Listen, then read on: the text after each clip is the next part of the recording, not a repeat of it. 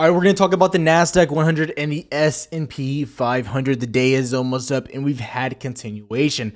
Now, we're talking about exactly what we were looking for, what we're looking for going into tomorrow, and what to expect so you're not taken by surprise. Now, we've had some great trades on the day, and overall, we can't really have any complaints about this, right? Talking about yesterday, what we were expecting. Ultimately, we had that push up, we pushed back down to our key overall demand, pushing back, and we saw pretty much going to the end of the day yesterday, we were bullish. We wanted to see a little bit of a correction, possibly down to 11.3. You didn't get that. You pushed through. I'm going to talk about what to expect going into tomorrow and exactly what trades I was looking at today and looking at going into tomorrow as well. Before we get into that, to ask you to consider doing two things: liking and subscribing. Every single day I'm posting videos for you so you are prepared and you are not taken by surprise with any of the news coming, specifically with earnings. And then next week, we have some massive news coming out. So as we get into this chart, I want to talk about where we're at. Now, talking yesterday, I mentioned this was a very tough level. It's basically 11.5, 5.5 range, right? So from 11.5 to 11.55, that's where it was really tough and a bulkier resistance. As you can see, it started getting pretty liquid when we went through here. But I did mention this is all still a massive overall area, and we said 11.7 would be tough. Going back to today on Twitter, I try to keep everyone notified. Again, posting charts all day long, getting you all ready so you can see ultimately where we are, right? We kept talking about this, all the charts, right? Coming into this, everything to expect. Now, I mentioned 11.7. This would be tough, and this was ultimately my target going into earnings, and I thought this was the maximum upside you could see before any type of earnings.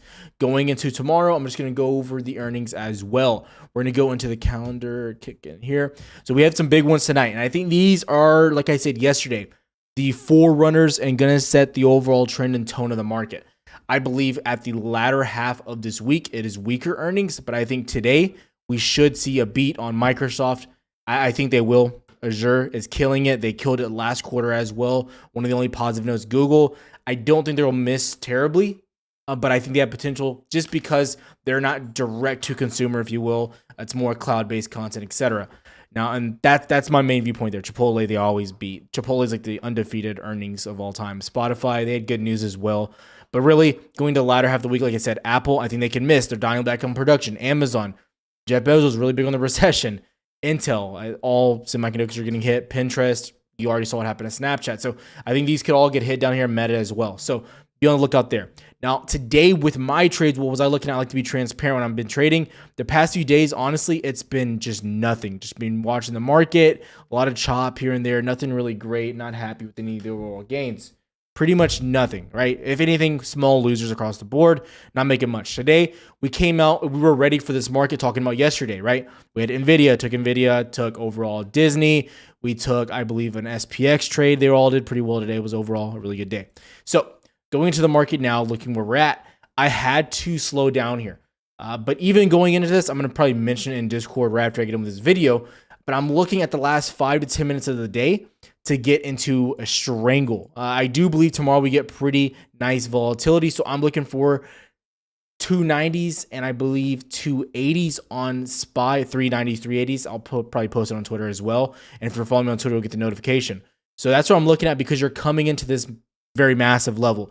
And I believe if Microsoft and Google perform well, I think you can easily push up to 390 to 393.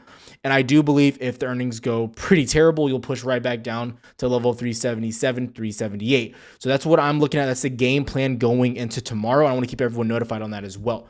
Now, again, looking at NQ, what do we always expect? I don't make this pretty, short, sweet to the point, not too educational, not spend too much time on that. I know you guys got to go.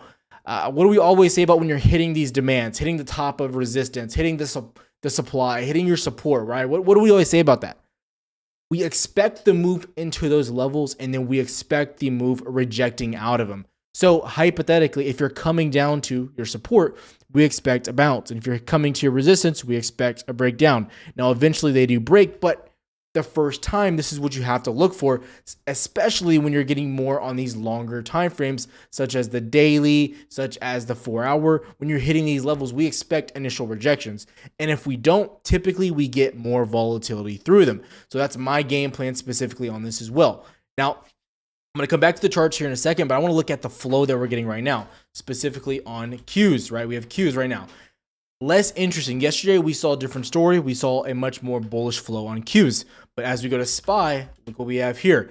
A lot more calls coming in here as well.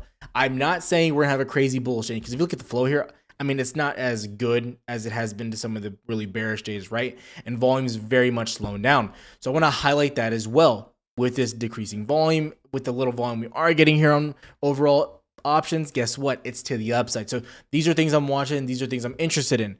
As far as fundamentals, I want to be really clear about this as well. Right now, we really have nothing on the book. Going into next week, then we have important things. But essentially, in my opinion, until next week, specifically going into Tuesday and then going into Wednesday, which is your interest rate decision, I think that you have room to go up, basically. I just do.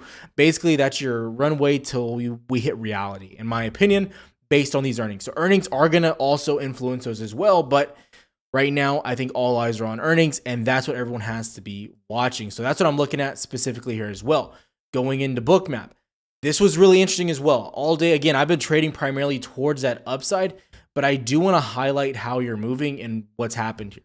If we look at the blue line right here, this represents your hidden order book, your dark pool, etc.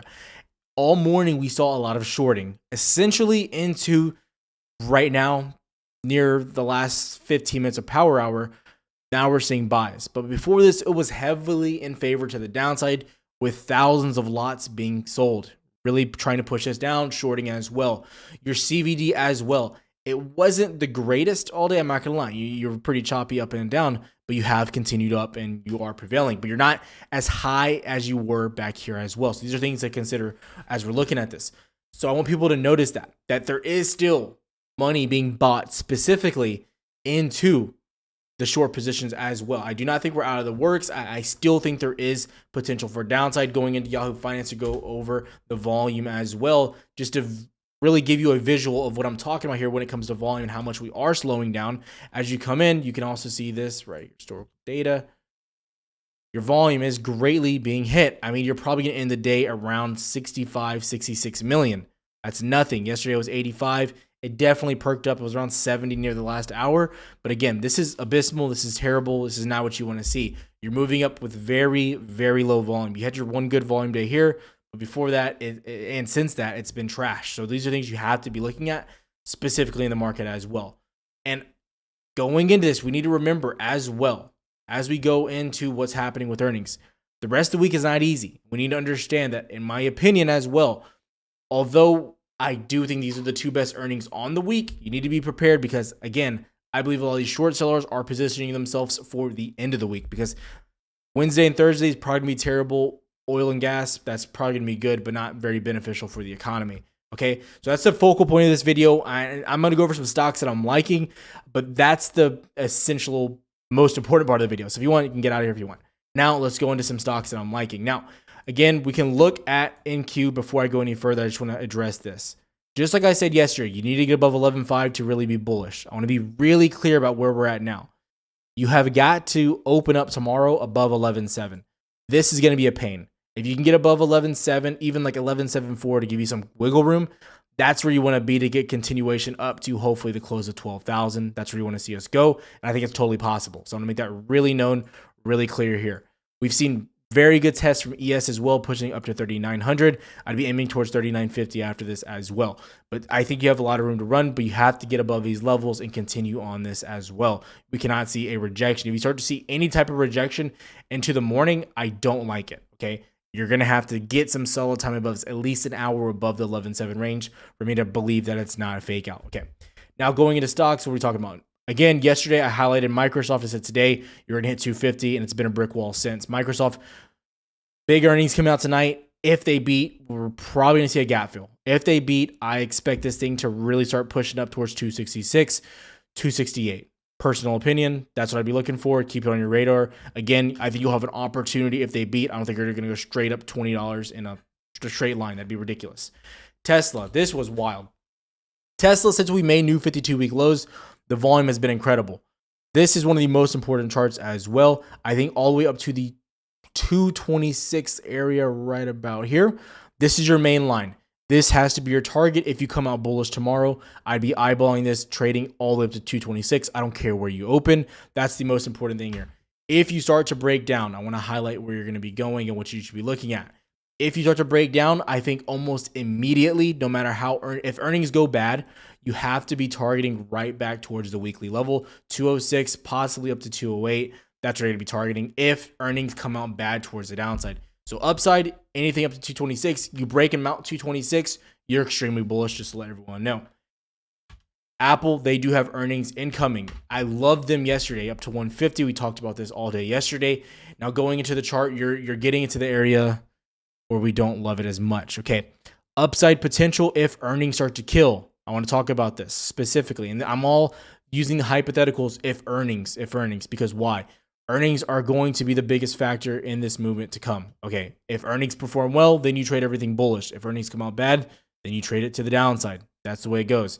I'd be targeting up to about 156.5. You could bring it down a little bit. This is just going to be a whole 4-hour overall area you have to be watching right there. So at least to 156, I like the upside potential there. I don't even want to mention Amazon. I kind of can't stand it right now. Not going to mention Meta. Not a huge fan. Netflix, very interesting. Something we've been talking about all day in Discord as well. Now, when we got into Disney and Discord, this was also one of the biggest things on my watch list as well. It's not a falling wedge. It's not a flag, but you can see a clear channel. You're obviously channeling back towards the overall weekly level, and you're finding it and using it as support. If we come out strong from earnings tomorrow, Netflix is most likely one of the best day trading stocks you can look at. I'd be getting it around the 291 to 290 region. If this level holds, I think you're looking at a clear shot back towards 300 or at least the 299 level, right? So I think there's a tremendous amount of upside if you can get in at this region. Pretty tight stops below the previous lows right there. And you're ultimately targeting the range all the way back up to 297. And again, I think volatility will come, right? But this all depends on how earnings do. And remember, back to the part of the beginning when I'm highlighting what Nasdaq is doing, etc., right? Those are all things I really want people to make sure they're understanding here on the channel. Okay, going as well. Now, I do want to cover some fundamental things here as well. I know everyone wanted the stock picks. There you had them. And I'll have some more stuff going on Twitter tonight. Now, looking at DXY, you came right down to our next level, right? I posted all this yesterday. Everyone can see. It was all on Twitter as well. You broke through, boom, straight down to our next level. After this, major level 109.5-ish. And you've been respecting this to the T, right? This is all very essential. Everything's holding. This is a huge level, just so everyone knows. Very, very big level. So overall, these are the reasons, in my opinion, and it's being drawn out really specifically. When you're getting deeper drops on DXY, you're seeing continuation on indexes as well. As long as with earnings, it's just all kind of a little bit of a perfect storm. And we talked about the devaluation of those currencies as well. Now, I do want to highlight a chart we haven't mentioned and something that everyone needs to be watching. My favorite chart, the best chart of 2022. It almost gives you every entry signal that you can need. The US 10-year yield versus the 30. This is the inversion chart. The 10-year over the 30. You're back below, but guess what? These are your higher lows that you formed going all the way back to 2020, since August. A little bit over 2 years now. You're coming back to this level. I definitely be watching this. Watch the inversion, watch where we're at. On top of that, yes, the inversion's out of control, super dangerous. I want to talk about specifically the yields here. They are now mounting over 4% and incredibly bearish, specifically targeting towards inflation. Those are the major concerns, and these are still the big telltale signs that have me concerned. Now, on the bullish case, where we're at here with VIX, we've been talking about this. We've been talking about the same type of trend you had going on here, right? And again, I have to remain unbiased, right, with what we're doing. It's a little bit off, but overall was holding, and you see a retest and breaking down. VIX, I expect to get volatility. If we see good earnings, I expect VIX to drop. It should drop close to 24. Maybe not tomorrow, but over the next few days, it should. With good earnings in a bullish market, you should get confirmation based on VIX. These are things you have got to be watching specifically on the market as well when we talk about quote unquote fundamentals, continuation, and signs with the market, right? That's overall everything I'm covering. I don't want to keep these videos too long. I've been trying to make them a little bit shorter lately and push them out right at market close so everyone knows and gets a little bit of an update. That's it for me. I'll see you tomorrow.